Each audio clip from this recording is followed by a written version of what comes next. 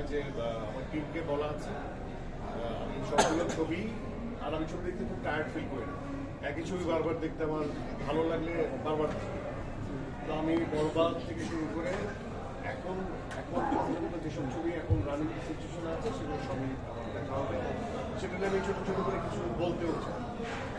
একটু প্রশ্ন আবার আসুন সেটা হচ্ছে 10 বছর পরে কামব্যাক করলেন, পরে পরে আবার আসলেন, গ্রুপের টাস্কটা কে ছিল বিষয়টা বলতে ভাইয়া শুয়ে দিলে মনকে শুয়ে দিছে। আমার কাছে সবই আমার কাছে সেদিন জিজ্ঞেস করছিল যে 5টা জিনিস কি, 5টা কোন বিষয় বলবেন যে এটা সাকসেসের হিসেবে কাজ করেছে, পত্রিকা থেকে জিজ্ঞেস করা হয়েছে। আমি প্রথমে বলেছি গল্প, কারণ আর গল্পটা আমরা নির্মাণ করেছি যে শুধু আমার মাথা থেকে এসছে তা তো না, আমরা গল্পের আইডিয়া শেয়ার করেছি, সবাই মিলে বসে স্ক্রিন প্লে লেভেলে প্রত্যেকের ইনপুট ছিল, অসংখ্য ইনপুট ছিল।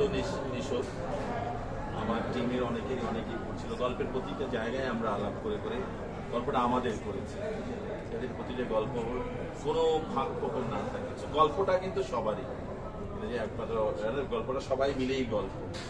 তারপরে বলেছি যে নিশো, তো তারপরে আমার প্রোডাকশন টিম, তারপরে আমার মিউজিক। তো অবশ্যই নিশো একটা বিরাট ফ্যাক্টর সাকসেসের জন্য আমাদের। আমি আজকে এই জন্য আরো বেশি সাকসেস আমার প্রডিউসার